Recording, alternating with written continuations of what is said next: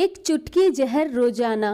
प्रिया नामक एक युवती का विवाह हुआ और वो अपने पति और सास के साथ अपने ससुराल में रहने लगी। कुछ ही दिनों बाद प्रिया को आभास होने लगा कि उसकी सास के साथ पटरी नहीं बैठ रही है। सास पुराने ख्यालों की थी और बहू नए विचारों वाली। प्रिया और उसकी सास का आए दिन झगड़ा होने लगा। दिन बीते, महीने बीते, साल भी बीत गया। ना तो सास टीका टिप्पणी करना छोड़ती, ना प्रिया जवाब देना। हालात बद से बदतर होने लगे। प्रिया को अब अपनी सास से पूरी तरह नफरत हो चुकी थी। प्रिया के लिए उस समय स्थिति और बुरी हो जाती जब उसे भारतीय परंपराओं के अनुसार दूसरों के सामने अपनी सास को सम्मान देना पड़ता।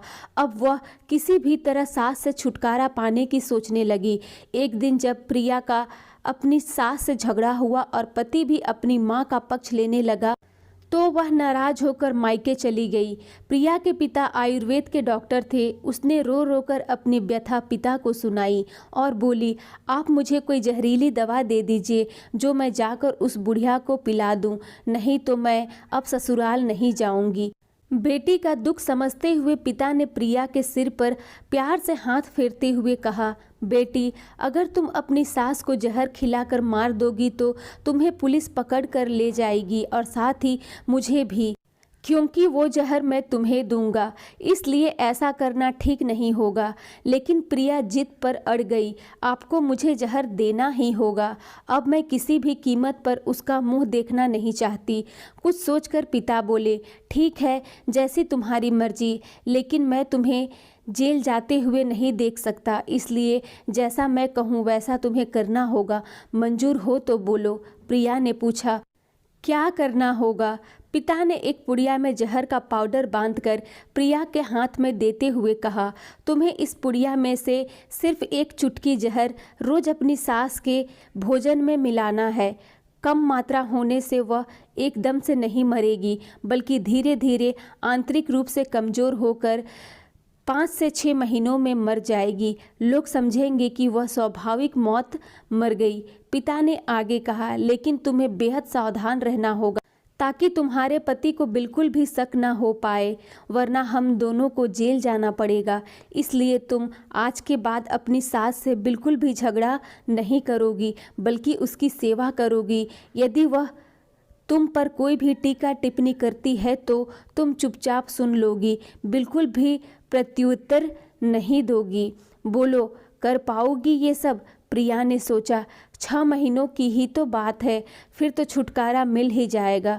उसने पिता की बात मान ली और जहर की पुड़िया लेकर ससुराल चली आई। ससुराल आते ही अगले ही दिन से प्रिया ने सास के भोजन में एक चुटकी जहर रोजाना मिलाना शुरू कर दिया। साथ ही उसके प्रति अपना बर्ताव भी बदल दिया। अब वह सास की भी ताने का जवाब नहीं देती, बल्कि क्रोध को पीकर मुस्कुराते हुए सुन लेती। रोज उसके पैर दबाती और उसकी हर बात का ख्याल रखती। सास से पूछ पूछ कर उसकी पसंद का खाना बनाती, उसकी हर आज्ञा का पालन करती। कुछ हफ्ते बीतते बीतते सास के स्वभाव में भी परिवर्तन आना शुरू हो गया। बहू की ओर से अपने तानों का उत्तर ना पाकर उसके ताने अब कम हो चले थे, बल्कि वह कभी कभी बहू की सेवा के बदले आशीष भी देने लगी थी। धीरे धीरे 4 महीने बीत गए।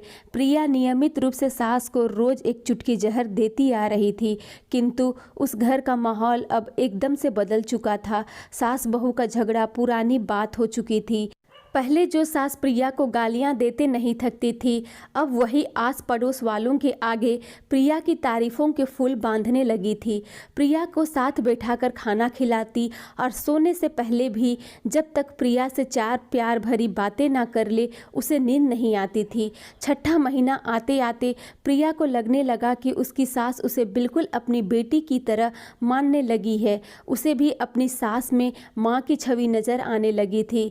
जब वह सोचती थी कि उसके दिए जहर से उसकी सास कुछ ही दिनों में मर जाएगी तो वह परेशान हो जाती थी। इसी ऊहापोह में एक दिन वह अपने पिता के घर जा पहुंची और बोली, पिताजी, मुझे उस जहर के असर को ख़त्म करने की दवा दीजिए, क्योंकि अब मैं अपनी सास को नहीं मारना चाहती, क्योंकि वह बहुत अच्छी हैं और अब मैं उन्हें अपनी माँ की तरह चाहने लगी हूँ। पिता ठठाकर हंस पड़े और बोले, जहर? कैसा जहर? मैंने तो तुम्हें जहर के नाम पर हाजमे का चूर्ण दिया था। हा हा हा। बेटी को सही रास्ता दिखाए, माँ बाप का पूर्ण फर्ज अदा करे। धन्यवाद।